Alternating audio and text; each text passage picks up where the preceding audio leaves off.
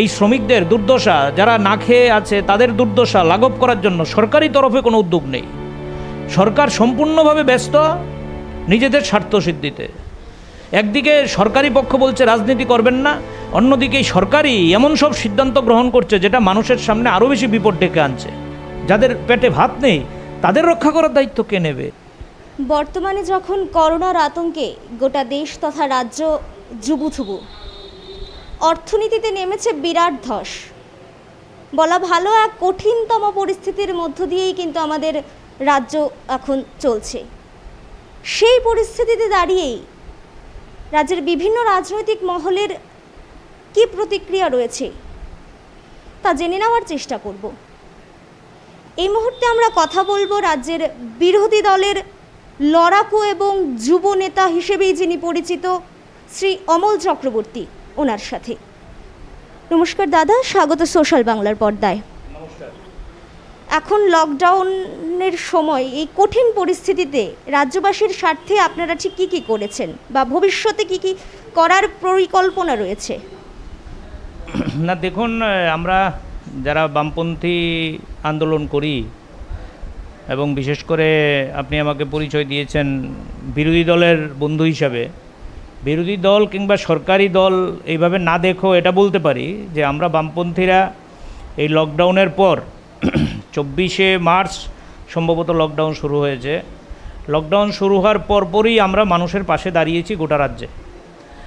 এবং আপনারা জানেন ইতিমধ্যেই আমাদের সিপিআইএম পার্টির তরফে আমাদের পার্টির রাজ্য সম্পাদক আপনাদের অবহিত করেছেন যে গোটা রাজ্যে আমরা সপ্তাহখানেক আগের যে হিসাব তাতে প্রায় 82,000 পরিবারের কাছে আমরা পৌঁছতে পেরেছি। 82,000-এর উপর পরিবারের কাছে পৌঁছতে পেরেছি এবং তাদের পাশে থাকার চেষ্টা করেছি, তাদের আশ্বস্ত করেছি যে আপনারা না খেয়ে মরবেন না, আপনাদের পাশে আমাদের পার্টি আছে। এবং আপনারা শুনলে খুশি হবেন, এই মানুষগুলোকে সাহায্য করার জন্য মানুষই কিন্তু সাহায্য করেছে। যেই মানুষ একটু সচ্ছল দিতে পারেন তাদের কাছে আমরা আপিল করেছি। তারা কেউ চাল দিয়েছে, কেউ ডাল দিয়েছে, কেউ সোয়াবিন দিয়েছে, আরও নানা সামগ্রী আমরা মানুষ থেকেই সংগ্রহ করেছি, করে তাদেরকে বিলি করেছি। সেই প্রত্যন্ত গন্ডাছড়াই বলুন আর কাঞ্চনপুরই বলুন, আর আমি যেখানে বসে কথা বলছি বনমালীপুর এলাকার ধলেশ্বরই বলুন, আমরা গরিব মানুষের পাশে থাকার চেষ্টা করেছি। এবং পরিষ্কার বলছি, শুধু এই লকডাউন না, এই লকডাউন যতদিন চলবে অবশ্যই এরপরেও আমরা গরিব মানুষের পাশে থাকব। হোক বন্যা, হোক মহামারী, হোক করোনার আক্রমণ, বামপন্থীরা মানুষের পাশে আছে, এটা মোটামুটি ধ্রুব সত্য। এবং আমরা এটা আরেকবার প্রমাণ করেছি যে আমরা মানুষের পাশে আছি। এটা হচ্ছে মানে পরিষ্কার সত্য, আপনারাও দেখেছেন চলতি পথে আমরা মানুষের পাশে থাকার চেষ্টা করেছি। এই লকডাউনের ফলে কারা সব থেকে বেশি ক্ষতিগ্রস্ত এবং তাদের স্বার্থে এখন ঠিক কী করা উচিত যাতে তাদের অবস্থার এখন ঠিক আগের থেকে কিছুটা হলে উন্নতি সাধন করা যায়? আপনি ঠিকই ধরেছেন, খুব গুরুত্বপূর্ণ প্রশ্ন আপনি সামনে এনেছেন।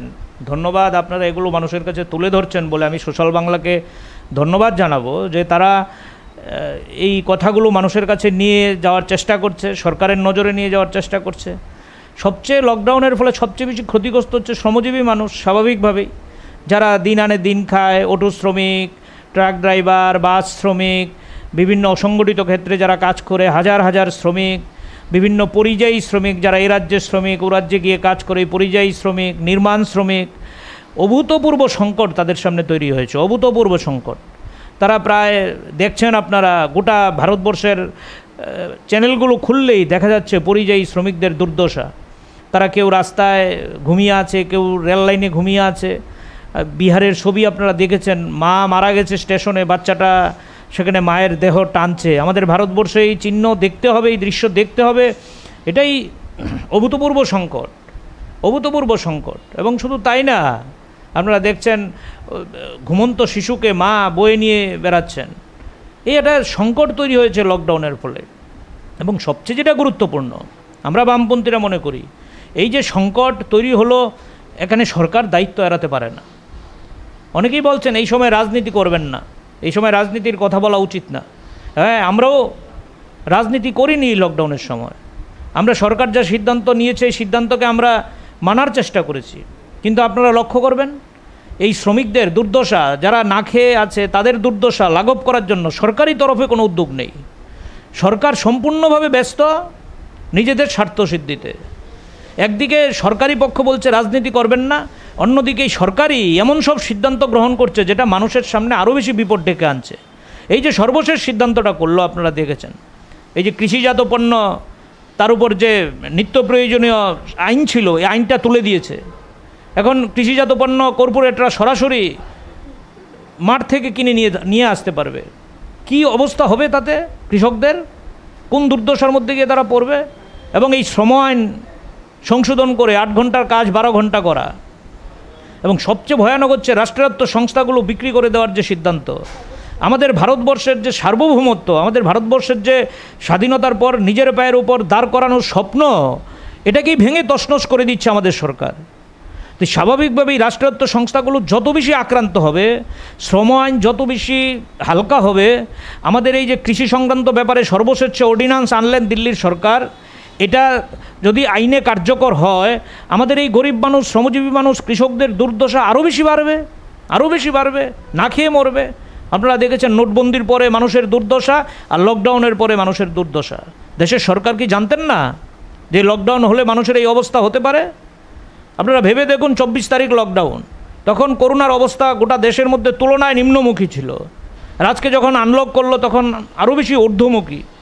তাহলে ওই সময় যদি সরকার চেষ্টা করতো বিজ্ঞানীদের সাথে, ডাক্তারদের সাথে, বা এই ক্ষেত্রে বিশেষজ্ঞ যারা, তাদের সাথে কথা বলে যে না, পরিযায়ী শ্রমিকদের আমরা একটু বাড়ি ঘরে পৌঁছে দিয়ে 7 দিন সময় দিয়ে বা 5 দিন সময় দিয়ে শ্রমিকদের জন্য কিছু প্রকল্প ঘোষণা করে তারপরেই আমরা লকডাউনটা করব। কিন্তু সম্পূর্ণ স্বৈরাচারী কায়দায় আমাদের দেশের সরকারের যিনি কর্তা ব্যক্তি, উনি তো কারোর সাথে কথা বলতেই চান না। মোদি সাহেব, উনি তো একা সিদ্ধান্ত গ্রহণ করেন। এটা আমার কথা না। অনেকে বলবেন আরে ছোটো মুখে বড় কথা, আমার কথা না। ভারতবর্ষের সমস্ত অংশের রাজনৈতিক দল এই কথা বলছে। আমি অনুরোধ করব, এই যে গরিব মানুষের এই দুর্দশা, এই গরিব মানুষের যে কষ্ট, এই কষ্ট লাঘব করার দায়িত্ব একমাত্র সরকার গ্রহণ করতে পারে। সরকার শুধু ভাষণবাজি করছে, মুখে কথা বলছে, বাস্তবে কোনো প্রকল্প গ্রহণ করছে না, বরং এমন সব সিদ্ধান্ত গ্রহণ করছে যেই সিদ্ধান্ত এই শ্রমিকদের, কৃষকদের আরও বেশি বিপদ ডেকে আনবে, এবং কর্পোরেট যারা আমাদের দেশের বড় বড় শিল্পগোষ্ঠী, তাদের পকেট ভারী করবে। এবং তারা এই সুযোগটা গ্রহণ করছে। লকডাউনের ফলে আমাদের দেশে আপনারা জানেন গণতান্ত্রিক আন্দোলন করার রাস্তা নেই, আমাদের সোশ্যাল ডিস্টেন্স মেনটেন করতে হচ্ছে, জমায়েতের উপর নিষেধাজ্ঞা, রাজনৈতিক কর্মসূচির উপর নিষেধাজ্ঞা। এবং আমি পরিষ্কার বলবো, দেশের সরকার এই সুযোগটা গ্রহণ করছে যাতে কেউ প্রতিবাদ করতে না পারে, রাস্তায় না নামতে পারে। এই সুযোগে পেছনের দরজা দিয়ে তারা এমন সব সিদ্ধান্ত গ্রহণ করছে যেই সিদ্ধান্ত দেশের গরিব মানুষের জন্য সাংঘাতিক মারাত্মক, সাংঘাতিক ভয়ানক। এবং এই সুযোগটা গ্রহণ করে পেছনের দরজা দিয়ে তারা আইনগুলো পাশ করিয়ে নিচ্ছে। অভূতপূর্ব ব্যাপার। আমরা বলছে রাজনীতি, কিন্তু ওরা সমস্ত রাজনৈতিক সিদ্ধান্ত গ্রহণ করছে। এ কেমন কথা? আবার রাস্তায় প্রতিবাদ করলে তারা ব্যঙ্গ করছে। আমরা কোথাও কোথাও সোশ্যাল ডিস্টেন্স মেনটেন করে প্রতিবাদ করার চেষ্টা করছি, কিন্তু আমরা তো বিজ্ঞান মানি, আমরা ওদের মতো বুজরুকিতে বিশ্বাস করি না। বিজ্ঞান মানতে গেলে সোশ্যাল ডিস্টেন্স মানতেই হবে। এই সোশ্যাল ডিস্টেন্স মেনেই আমরা প্রতিবাদ করছি, কিন্তু এই প্রতিবাদের উপরেও তারা আবার আক্রমণ নামিয়ে আনছে। দেখেছেন আপনারা মেলার মাঠে নারীদের কর্মসূচির উপর কী বেলেল্লাপনা আক্রমণ। আপনারা দেখেছেন আমাদের বামপন্থী ছাত্র যুবরা রামনগরে রক্তদান শিবির, এই রক্তদান শিবিরের উপর আক্রমণ। আমাদের বিভিন্ন নেতৃত্ব যখন কর্মসূচির জন্য রাস্তায় দাঁড়ায়, পুলিশ দিয়ে তাদেরকে ঘেরাও করে রাখে। আমাদের বিভিন্ন পার্টি অফিসগুলির উপর পুলিশের নজরদারি, এ গণতন্ত্রের উপর ভয়ানক আক্রমণ। তো দেশে সরকার জনবিরোধী সিদ্ধান্ত গ্রহণ করছে, রাষ্ট্রায়ত্ত সংস্থা বিক্রি করে দিচ্ছে, ব্যাংকের টাকা লুট করে নিয়ে যাচ্ছে, কৃষকদের সর্বনাশ হয় এমন অর্ডিন্যান্স জারি করছে, শ্রমিকদের সর্বনাশ হয় এমন সমস্ত আইন কানুন লাগু করছে। আর এগুলোর বিরুদ্ধে আমরা যখন রাজ্যে কথা বলছি, মুখ খুলছি, তখন আমাদের রাজ্যের সরকার পুলিশ দিয়ে দমন পীড়ন করছে। অভূতপূর্ব সংকট। ওই যে গ্রাম বাংলায় কথা আছে, দুদিকে কাটছে। এদিকে হচ্ছে জনবিরোধী সিদ্ধান্ত, আর আমাদের রাজ্যে পুলিশ দিয়ে লেলিয়ে দিয়ে সেখানে কথা বলা যাবে না, মুখ বন্ধ করে রাখো। এমনকি সোশ্যাল মিডিয়ায় কথা বললে পর্যন্ত আক্রমণ। এই অদ্ভুত কথা। সোশ্যাল মিডিয়ায় পর্যন্ত কথা বলা যাচ্ছে না।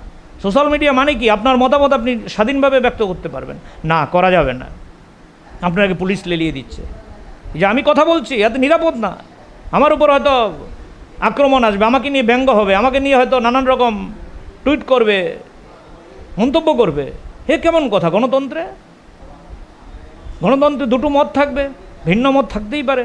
সুতরাং আপনি যে প্রশ্ন করেছেন, আমি বলবো স্বাধীনতার পর ভারতবর্ষে সবচেয়ে বেশি সংকটের মধ্যে আজকে যারা আছে তারা হচ্ছে শ্রমিক, কৃষক এবং কাজহারা মানুষ। ইতিমধ্যে 16 কোটির উপর মানুষ কাজ হারিয়েছেন, 16 কোটির উপর মানুষ কাজ হারিয়েছেন।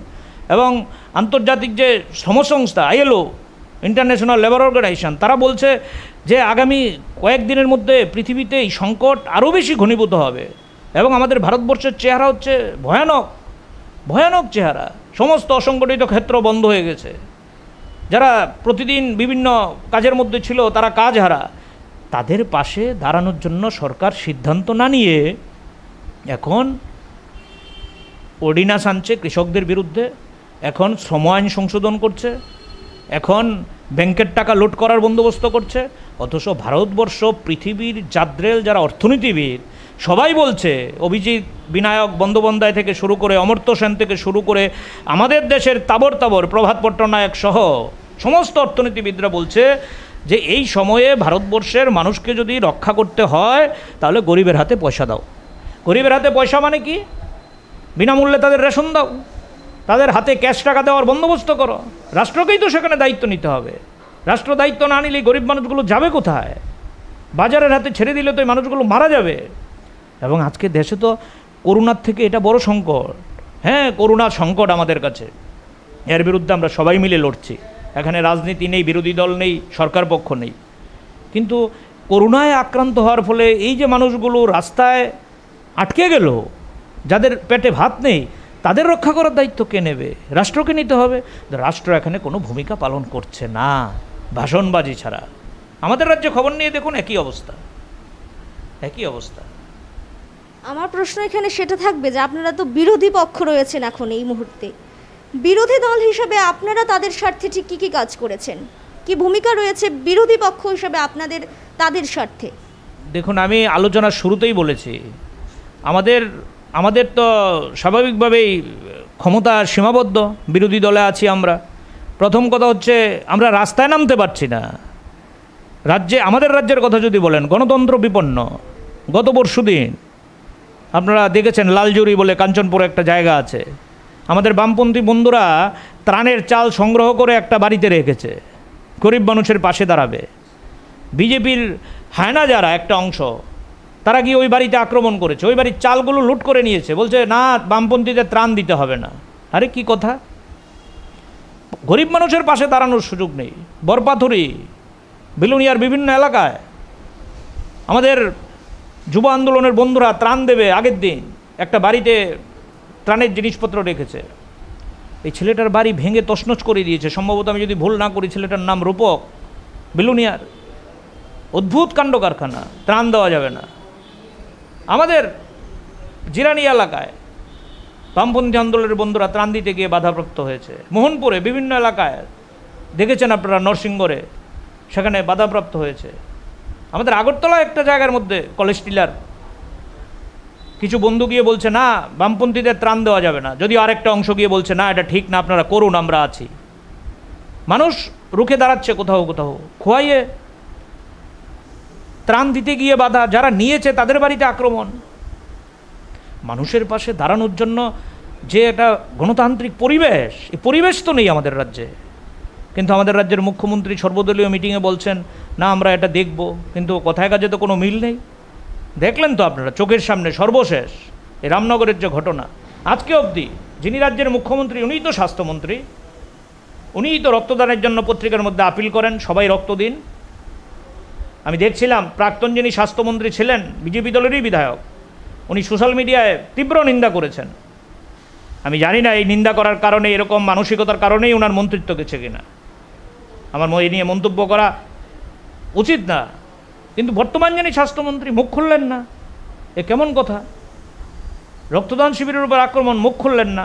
আমি কিন্তু ব্যক্তিগতভাবে কাউকে আক্রমণ করতে চাইছি না। উনি যতক্ষণ এই চেয়ারে আছেন, উনি স্বাস্থ্যমন্ত্রী, উনি রাজ্যের স্বরাষ্ট্রমন্ত্রী, ওনার মুখ খোলার কথা ছিল, খুললেন না। অদ্ভুত।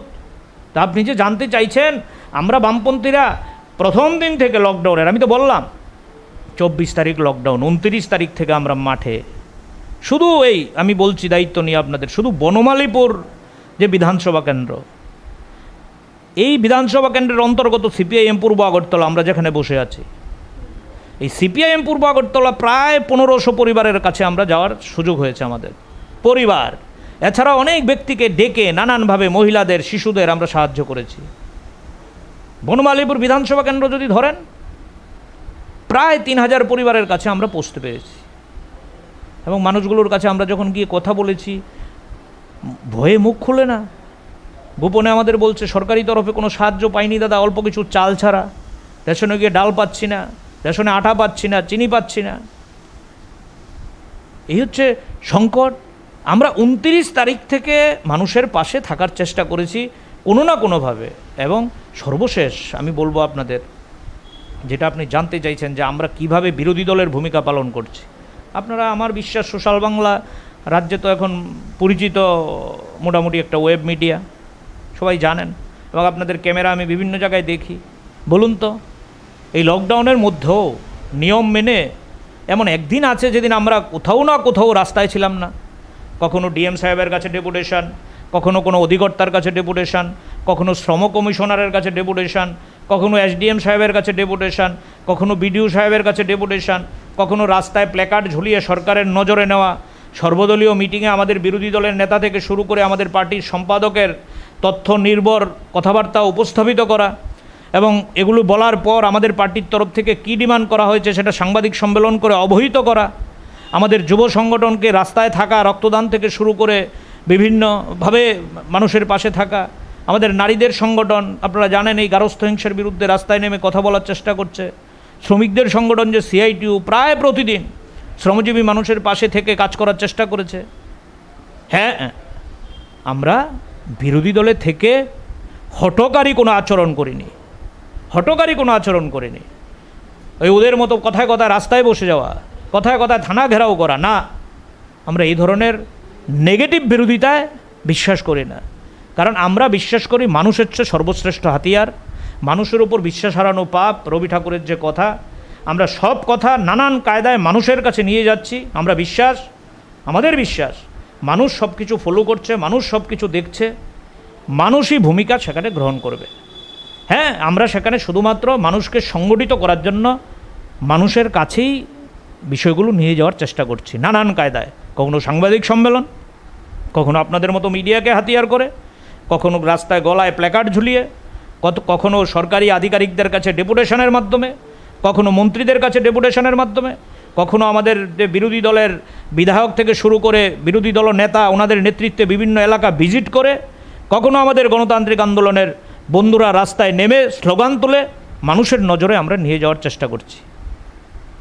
মানুষের নজরে আমরা আগামী দিনও নিয়ে যাব, কিন্তু সমস্যা হচ্ছে এই নজরে নিয়ে যাওয়ার ক্ষেত্রে বারবার আমাদের উপর আক্রমণ হচ্ছে। মেলাগড়ের নিত্যানন্দ বাচ্চা ছেলেটার উপর কী কারণে আক্রমণ হলো আপনারা জানেন? মেরে তাকে পরপর 2-3বার তার উপর আক্রমণ হয়েছে। নিত্যানন্দ বর্মন যুব আন্দোলনের নেতা, ওখানকার কী অন্যায় করেছে ছেলেটা, কী অন্যায় করেছে এই ছেলেটা। সুতরাং আমি আপনাদের মাধ্যমে বলতে চাইছি, যারা ভাবছেন এই আক্রমণ করে, এই মেরে, ত্রাণের চাল লুট করে, রক্তদান শিবিরে আমাদের সন্দীপনের মতো বন্ধুদেরকে অ্যাটাক করে মানুষের মন জয় করবেন, বারবার তা ভুল করবেন। মানুষ কিন্তু ভিশন ডকুমেন্টের জবাব চাইছে, মানুষ 10,323-এর জবাব চাইছে, মানুষ কিন্তু ঘরে ঘরে রোজগারের জবাব চাইছে, মানুষ কিন্তু 2,000 টাকা ভাতা, এটা রোজগার যেটা এটার জবাব চাইছে, মানুষ কিন্তু জবাব চাইছে রেগার কাজ মজুরি 340 টাকা, এটা কি হলো। মানুষ কিন্তু জবাব চাইছে সব যুবকদের হাতে যে স্মার্টফোন, এখন বলছ কলেজ বিশ্ববিদ্যালয়ে এ নিয়ে অনেক রকম কেলেঙ্কারি। মানুষ কিন্তু জবাব চাইছে সাংবাদিক হত্যার বিরুদ্ধে আপনারা যে কথা বলেছিলেন আজকে 2 বছর কোনো কিছু নেই। মানুষ কিন্তু জবাব চাইছে আপনারা যে গণতন্ত্রের কথা বলে ক্ষমতায় এসেছিলেন, আজকে কেন এই গণতন্ত্র বিপন্ন। যেই রক্তদান শিবির বিরোধী দলনেতা উদ্বোধন করেন, এটাতে আক্রমণ, এটা কোন গণতন্ত্রের চিহ্ন। মানুষ কিন্তু জবাব চাইছে যে আপনারা যে আইনের শাসন আনবেন বলেছিলেন, আজকে কোন আইনের শাসন। প্রতিদিন টিভি চ্যানেলে ব্রেকিং নিউজ খুন, প্রতিদিন টিভি চ্যানেলে খবর নারী নির্যাতন, শিশু খুন, এটা কোন আইনের শাসন। প্রতিদিন ছিনতাই, প্রতিদিন চুরি, রাহাজানি, এটা কোন আইনের শাসন। মানুষ জবাব চাইছে, মানুষ কিন্তু জবাব চাইছে। আপনারা কথায় কথায় বলছেন দিল্লি দিয়ে গাড়ি গাড়ি বাক্স বাক্স টাকা আনছেন, কথায় কথায় বলছেন ডাবল ইঞ্জিন, টাকার কোনো অভাব নেই, কিন্তু রাজ্য অর্থ সংকটে ভুগছে, ঠিকাদাররা টাকা পাচ্ছে না, যারা মাল সাপ্লাই দিয়েছে তারা বিল পাচ্ছে না, এমনকি অনেক দপ্তরে ঠিকমতো বেতন পর্যন্ত হচ্ছে না। কি ব্যাপার? কথায় কাজে মিল নেই, কথায় কথায় টাকা, কথায় কথায় টাকার বস্তা। মানুষ কিন্তু এখন জবাব চাইছে। এটা ঘুরিয়ে দেওয়ার জন্য কেউ যদি মনে করেন আক্রমণ করে মানুষের দৃষ্টি ঘুরিয়ে দেবেন, তাহলে ভুল হবে। মানুষের দৃষ্টি এত সহজে ঘুরিয়ে দেওয়া যাবে না, মানুষই সেখানে ভূমিকা গ্রহণ করবে। আমি দায়িত্ব নিয়ে বলছি, 18 সালের নির্বাচনে মানুষকে মোহগ্রস্ত করা হয়েছিল, একটা অংশের মানুষকে লোভের ফাঁদে ফেলা হয়েছিল, একটা অংশের মানুষকে দিল্লির টাকার লোভ দেখিয়ে, 7ম বেতন কমিশনের লোভ দেখিয়ে তাদেরকে ফাঁদে ফেলা হয়েছিল। এই মানুষগুলো কিন্তু এখন ফাঁদে পড়ে ছটফট করছে, অক্সিজেন পাচ্ছে না। তারা এখন বলছে অক্সিজেন আমরা পাচ্ছি না। 7ম তো দূরের কথা, ঘরে ঘরে রোজগার তো দূরের কথা, 1 বছরে 50,000 চাকরি তো দূরের কথা, এখন আমরা অক্সিজেন নিতে পাচ্ছি না। এখন পানীয় জলের জন্য রাস্তা অবরোধ, কারেন্টের জন্য কালকে দেখলাম দুর্গানগর বিশালগড়ে রাস্তা অবরোধ। বলছে 24 ঘন্টার মধ্যে 2 ঘন্টা কারেন্ট থাকে, 22 ঘন্টা থাকে না। এই হচ্ছে বিদ্যুৎ দপ্তর, এই হচ্ছে জলের অবস্থা, পানীয় জলের অবস্থা গ্রাম বাংলায়। মানুষ কিন্তু ইতিমধ্যে ক্ষোভ দেখাতে শুরু করেছে, রাস্তায় নামতে শুরু করেছে। বেকার যুবকরা বলছে 25 বছরের বামফ্রন্ট সরকার, আমরা সবাই চাকরি পাইনি, কিন্তু এখন বেকার যুবকরা বলছে আমরা চাকরি বামফ্রন্ট আমলে পেতাম না, কিন্তু বিজ্ঞাপন বেরোতো, ইন্টারভিউ দেওয়ার সুযোগ ছিল। প্রতি মঙ্গলবারে ক্যাবিনেট বৈঠকে 10 জন 5 জনের চাকরির সিদ্ধান্ত হতো, আর আজকে যাদের চাকরি আছে তাদের চাকরি চলে যাচ্ছে। রাজ্য সরকার সিদ্ধান্ত করেছে নতুন কোনো শূন্যপদ দেওয়া যাবে না, যেই শূন্যপদগুলো আছে এগুলো বাতিল করে দাও। আপনারা দেখেছেন প্রাইমারি টিচারদের প্রায় 3,500-এর উপর পদ সেখানে অবলুপ্তি করে দিয়েছে। বিজ্ঞান শিক্ষকদের চাকরির সুযোগ সংকুচিত হয়ে যাচ্ছে, স্কুল থেকে বিজ্ঞান তুলে দিচ্ছে। বিভিন্ন স্কুলগুলো তারা বন্ধ করে দেওয়ার সিদ্ধান্ত গ্রহণ করেছে, অনেকগুলো স্কুল তারা ইতিমধ্যে বন্ধ করে দিয়েছে। সরকারি চাকরির যে দরজা, এই দরজাটাই তালা দিয়ে দিয়েছে। বামফ্রন্ট সরকারের সময় দরজাটা খোলা ছিল। আমাদের তৎকালীন মুখ্যমন্ত্রী মানিক সরকার বারবার বলতো সবাইকে আমরা চাকরি দিতে পারবো না, কিন্তু বামফ্রন্ট সরকার থাকলে চাকরি দেওয়া বন্ধ হবে না। আর এই সরকার আসার পর লাভ এটা হয়েছে, চাকরির দরজায় তালা পড়ে গেছে। মানুষ কিন্তু জবাব চাইতে শুরু করেছে। এই ভয় থেকে তারা এই আক্রমণের রাস্তা বেছে নিয়েছে। একের পর এক নির্বাচনে তারা পেছনের দরজা দিয়ে জয়লাভের চেষ্টা করছে, হোক এটা পঞ্চায়েত, হোক এটা পৌরসভার উপনির্বাচন, হোক এটা লোকসভার নির্বাচন। লজ্জাজনক, আপনারা দেখেছেন পশ্চিম ত্রিপুরা আসনের নির্বাচনে, দেখেছেন আপনারা গণতন্ত্রকে পদদলিত করতে চাইছে। সুতরাং আমি আপনাদের কাছে বলবো, মানুষ কিন্তু জবাব চাইতে শুরু করেছে। এই যে আমরা মানুষের কাছে যাচ্ছি, মানুষ কিন্তু খুশি না এই সরকারের ওপর। হ্যাঁ, বিরোধী দলের বন্ধু হিসাবে আমাদের দায়িত্ব হচ্ছে এই মানুষগুলোর পাশে থাকা, আক্রমণ থেকে এই মানুষগুলোকে রক্ষা করা, এই মানুষগুলোকে সংগঠিত করে আমাদের দেশ এবং রাজ্যের মধ্যে যে পাথরের মতো সরকারটা চেপে মানুষের উপর বসে আছে, এই সরকারটার থেকে মানুষকে মুক্তি দেওয়া আমাদের দায়িত্ব। এই কারণেই আমরা রাস্তায় আছি, কখনো রাজনৈতিকভাবে, কখনো সাংগঠনিকভাবে, কখনো সামাজিক কাজের মধ্য দিয়ে আমরা মানুষের পাশে আছি, মানুষের পাশে থাকব। এটা আমার অহংকার না, বড়াই না, এটা আমাদের নৈতিক দায়িত্ব। বন্যায় আমরা মানুষের পাশে সবার আগে, খরায় আমরা মানুষের পাশে সবার আগে, দুর্যোগে আমরা মানুষের পাশে সবার আগে, এটা হোক সরকারে থাকা অবস্থায় কিংবা না থাকা অবস্থায়। দেখুন পশ্চিমবাংলায়, দেখুন কেরালায়, দেখুন ত্রিপুরায়, দেখুন আমাদের গুজরাট কিংবা মহারাষ্ট্রে, যেখানে আমাদের সংগঠন বড় নেই, কিন্তু আমরা মানুষের পাশে আছি, মানুষের পাশে থাকব। এটাই হচ্ছে আমাদের কাছে সবচেয়ে বড় পাওনা এবং প্রাপ্তি। আপনারা বলছেন এই লকডাউনের মুহূর্তে যারা সব থেকে বেশি ক্ষতিগ্রস্ত, আপনারা তাদের সাথে রাস্তায় নেমেছেন সাংগঠনিকভাবে, সামাজিকভাবে। ঠিক কতটা অংশের মানুষ এতে উপকৃত হয়েছে বলে আপনার মনে হয়? আমি তো তথ্য দিয়ে আপনাকে প্রথমেই বলার চেষ্টা করেছি যে আমাদের কাছে যা হিসাব এসছে এখন পর্যন্ত, এটা 7 দিন আগের কথা বলছি, তাতে গোটা রাজ্যে শুধু সিপিআইএমের উদ্যোগে আমরা 82,000 পরিবারকে সাহায্য করেছি প্রত্যক্ষভাবে, পরোক্ষভাবে বাদ দিলে। এছাড়া আমাদের যে গণসংগঠনগুলো আছে অনেকগুলো, ডিওয়াইএফআই, এসএফআই, টিওয়াইএফ, সিআইটিউ, নারী সমিতি, তফসিলি সমন্বয়, আরও অজস্র গণসংগঠন, তারা তাদের মতো করে আরও অনেক মানুষকে সাহায্য করার চেষ্টা করেছে। এই হিসাবটা যদি আমরা একত্রিত করি, তাতে প্রায় আমাদের 6 লক্ষ থেকে 1.5 লক্ষ পরিবার হবে যারা সরাসরি আমাদের বামপন্থীদের থেকে সাহায্য পেয়েছে, উপকৃত হয়েছে। এই যে দেখছেন আপনারা, আমাদের এসএফআই এর নেতারা এখানে বসে আছে, কথা বলতে পারেন। তারা খাতা কলম কাগজ নিয়ে মানুষের ছাত্রদের কাছে গেছে। যুবরা তাদের অফিসের মধ্যে সেখানে সবজি বাজার খুলেছিল রিক্সা শ্রমিকদের জন্য, পরিযায়ী আমাদের যারা বাসায় কাজ করে তাদের জন্য। আমরা এই অফিসের মধ্যে আজ থেকে 10 দিন আগে রক্তদান শিবির, স্বাস্থ্য শিবির করেছি। এই এলাকার যে দক্ষিণ চন্দ্রপুরের গরিব মানুষ, প্রায় 72 জন মানুষ সেখানে চিকিৎসায় সুযোগ নিয়েছেন ডাক্তারবাবুদের কাছ থেকে। বিনা পয়সায় আমরা ওষুধ দিয়েছি সিআরওর সাহায্যে। রিপ্রেজেন্টেটিভ যারা, তারা বিনা পয়সা ওষুধ আমাদের ব্যবস্থা করে দিয়েছে, তাদেরকে আমরা ওষুধ দিয়েছি। কিছু ওষুধ নিজেরাও ক্রয় করেছি।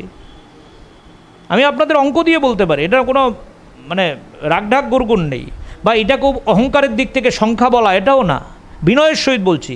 এই মানুষগুলোকে সাহায্য করে আমরা কিন্তু তৃপ্ত না, আমরা খুশি না। তাদের আরও সাহায্য করতে পারলে ভালো হতো। আমরা সীমাবদ্ধ ক্ষমতার মধ্যে তাদের পাশে দাঁড়িয়েছি, বলেছি যে আপনারা না খেয়ে মরবেন না, ডাকলে আবার আসবেন। আমি বলছি আপনাকে, আমার অভিজ্ঞতা হচ্ছে জীবনের, প্রচুর মানুষ রাত্রিবেলা ফোন করে, দাদা এসছিলেন, আমরা আবার একটু সাহায্য চাই আপনাদের। এবং এই মানুষগুলোকে খাটো করতে চাইছি না আমরা। এই মানুষগুলো কিন্তু নিজেরা রোজগার করে চলতো, মানুষগুলো কিন্তু আমাদের থেকে ত্রাণ চায় না, তাদের আমরা সাহায্য করি এটা যারা চায় না। তারা চায় তাদের কাজ ফিরে পাক, তারা চায় সরকারি যে সুযোগ সুবিধা এগুলো ফিরে পাক, তারা চায় অটো শ্রমিক তার যাতে অটোটা আবার চলতে পারে, সে চায় সে যে একটা কারখানায় কাজ করতো এই কারখানাটা আবার খুলুক। আপনারা দেখেছেন দেশের চেহারা, অ্যাটলাস সাইকেল কোম্পানির মতো কোম্পানি বন্ধ হয়ে গেছে।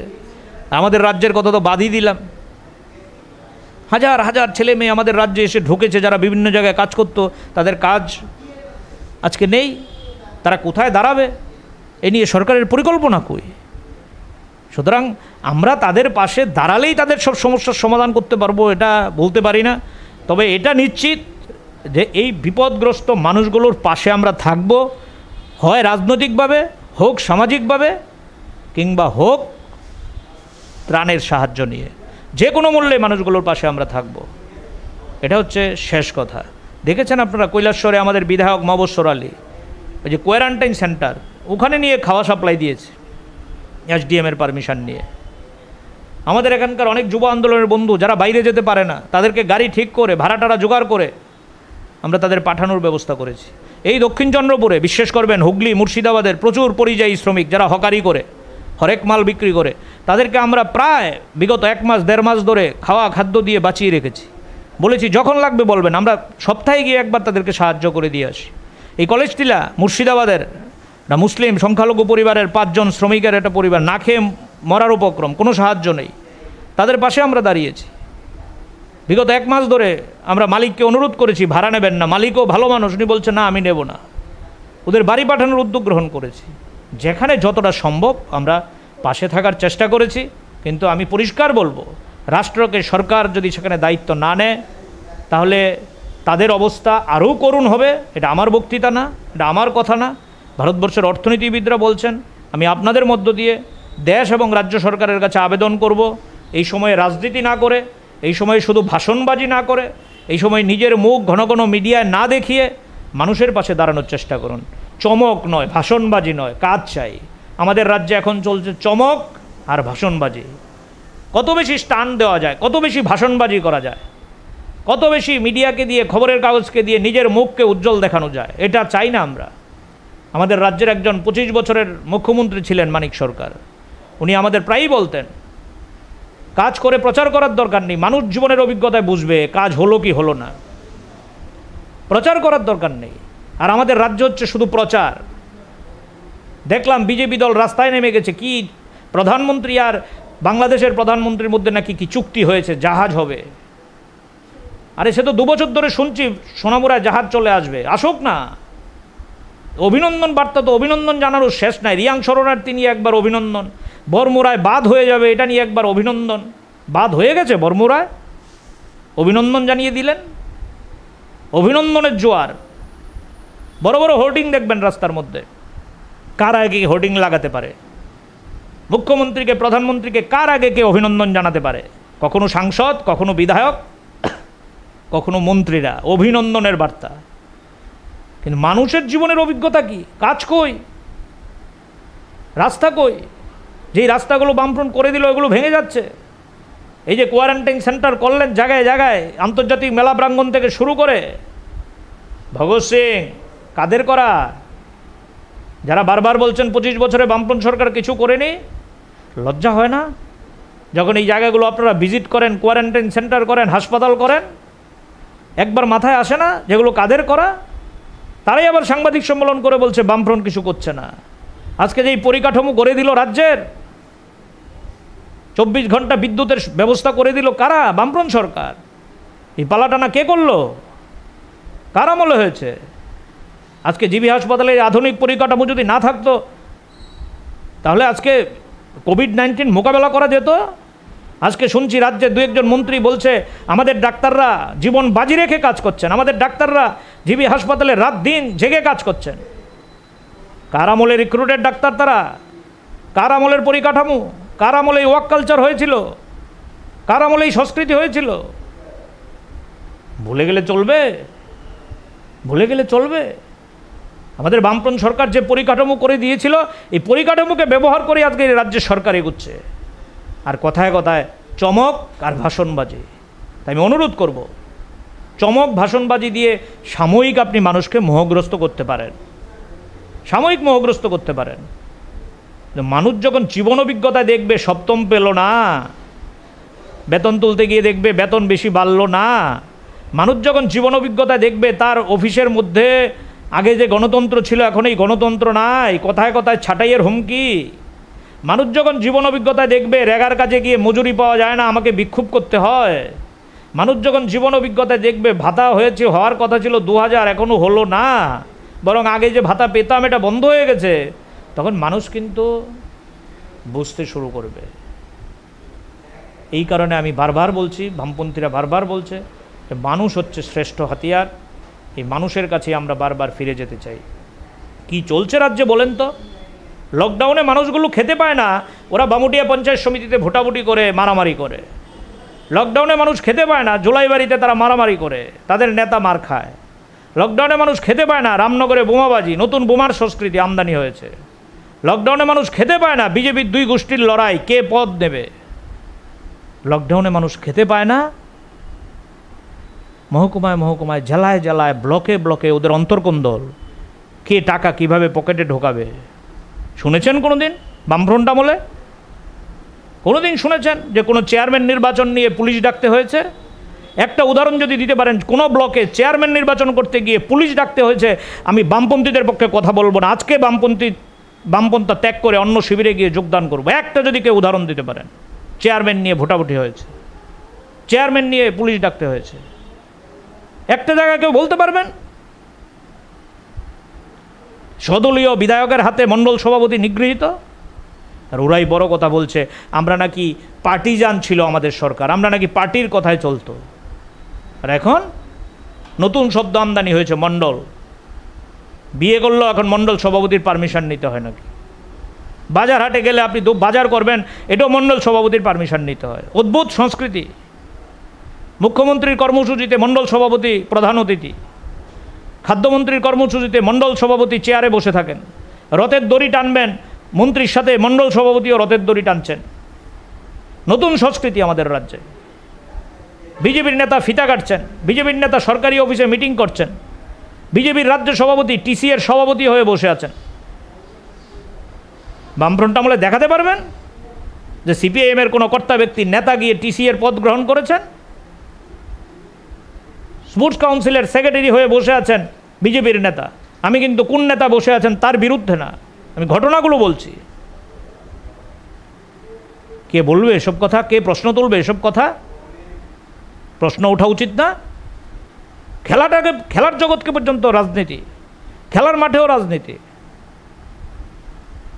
আমি জানি, আমি এই কথাগুলো যখন বলছি, আপনারা মিডিয়ায় যখন এগুলো দেখাবেন, কেউ কেউ এগুলো নিয়ে ব্যক্তি আক্রমণ করবেন, পাল্টা মানে যুক্তি না দিয়ে কুযুক্তির অবতারণা করবেন।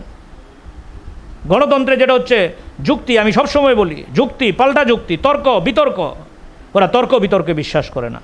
আমি যেটা বলি এটাই শেষ কথা। মৌলবাদ, ফেসিবাদ, আমার কথা শেষ কথা, অন্য কেউ কিছু বলতে পারবে না। তর্ক বিতর্কে ওরা বিশ্বাস করে না। আমি আহ্বান করব, আমি যে কথাগুলো বলছি, আমার যে বিরোধী দল যারা সরকার পক্ষ, তারা যদি এগুলো খণ্ডন করতে পারে আমি ওপেন চ্যালেঞ্জ দিচ্ছি, বসুন পাশাপাশি, খণ্ডন করুন, খণ্ডন করুন। আমি যেই কথাগুলো বলেছি, বামপন্থীদের পরিকাঠামো ব্যবহার করে আপনারা প্রশাসন চালাচ্ছেন, ক্রীড়া জগৎকে আপনারা রাজনীতির অঙ্গনে পরিণত করেছেন, সরকারি অনুষ্ঠানকে আপনারা দলীয়করণ করেছেন, চুনুপুটি নেতাদের গাড়িতে একদিকে বিজেপির পতাকা, ত্রিপুরা বোর্ডের পরীক্ষার খাতা দেখার গাড়িতে বিজেপির পতাকা। অদ্ভুত একটা নৈরাজ্যের পরিবেশ গোটা রাজ্যে আপনারা কায়েম করেছেন। সুতরাং একদিকে শ্রমজীবী মানুষ আক্রান্ত, গরিব মানুষের পেটে ভাত নেই, আরেকদিকে দেশের সরকার, রাজ্য সরকার তাদের বিরুদ্ধে উল্টো সিদ্ধান্ত গ্রহণ করছে, এমন এমন আইন, এমন এমন অর্ডিন্যান্স পাস করছে যেগুলো তারা দুদিকে কাটছে। একদিকে তারা রোজগার বন্ধ, আরেকদিকে আইনের জাতাকলে পড়ে তাদের পেটের ভাত বন্ধ হয়ে যাওয়ার জোগাড়। এই দুইয়ের বিরুদ্ধে আমাদের লড়াই।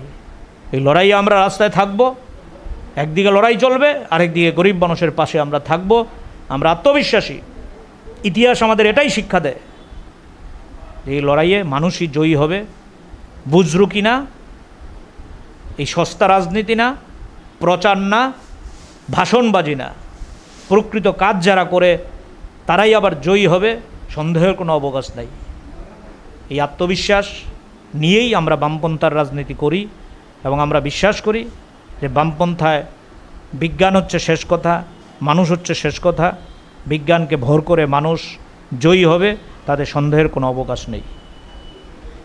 করোনা রুখতে তো গোটা দেশেই লকডাউন জারি হয়েছিল। লকডাউনটা ঠিক কতটা সাফল্য পেয়েছে লকডাউন? দেখুন, এ নিয়ে তো হঠাৎ করে আমার পক্ষে মন্তব্য করা খুবই মুশকিল। তবে বিজ্ঞানীরা কিন্তু ইতিমধ্যে বলা শুরু করেছে যে লকডাউন যতদিন স্ট্রিক্ট ছিল ততদিন করোনা ছিল নিম্নমুখী। এখন ওরা ওই আরেক ধরনের প্রচার, আমি বলবো চমক, নতুন নামকরণ আনলক ওয়ান, এই আনলক ওয়ান দিয়ে যখন তারা চালু করলো তখন কিন্তু করোনার গ্রাফ ঊর্ধ্বমুখী। সুতরাং লকডাউন দিয়ে করোনাকে মোকাবেলা করা গেছে, এটা কিন্তু বিজ্ঞানীরা এখনও দৃঢ়ভাবে বলছে না। তবে এটা ঠিক যে করোনাকে মোকাবেলা করার ক্ষেত্রে লকডাউন একটা অন্যতম গুরুত্বপূর্ণ পদক্ষেপ কিংবা হাতিয়ার। এটা ছাড়া, সোশ্যাল ডিস্টেন্স ছাড়া আপনি করোনাকে মোকাবেলা করতে পারবেন না। কিন্তু সেটাই তো বলছি, হয়তোবা বিজ্ঞানীরা এখন বলা শুরু করেছে যে লকডাউন যদি আরও বিজ্ঞানসম্মতভাবে ক্ষেত্র অনুযায়ী, রাজ্য অনুযায়ী করা যেত, জোন অনুযায়ী করা যেত, গোটা দেশ একসাথে না করে জোন অনুযায়ী করা যেত, পরিকল্পনা আরও করা উচিত ছিল, কথাবার্তা বলা উচিত ছিল। কোর্ট পর্যন্ত বলছে কার সাথে কথা বলে লকডাউন উঠলো, কার সাথে কথা বলে লকডাউন হলো জানাও। সরকার, কোর্ট বলছে এখন, কোর্ট, হাইকোর্ট, সুপ্রিম কোর্ট বলছে যে এটা তো প্রায় অনেকটা স্বৈরাচারী পদক্ষেপ। একজনের মনে হলো হাততালি দাও, সবাই হাততালি দাও। একজনের মনে হলো মোমবাতি জ্বালাও, মোমবাতি জ্বালাও। একজনের মনে হলো 5টা অবধি জনতার কারফিউ। কোথায় আলোচনা? আমাদের দেশে 23টা রাজনৈতিক দল এক সুরে বলেছে যে আমরা তো এই ভারতবর্ষকে ভালোবাসি, আমাদের সাথে কথাবার্তা চলতে পারতো, আমাদের সাথে কথাবার্তা হতে পারতো না। ওয়ান ম্যান শো চলছে আমাদের দেশে। এই ওয়ান ম্যান শো অনেকটা ক্ষতি করেছে। এটা আমার কথা না, যারা ভারতবর্ষের দক্ষ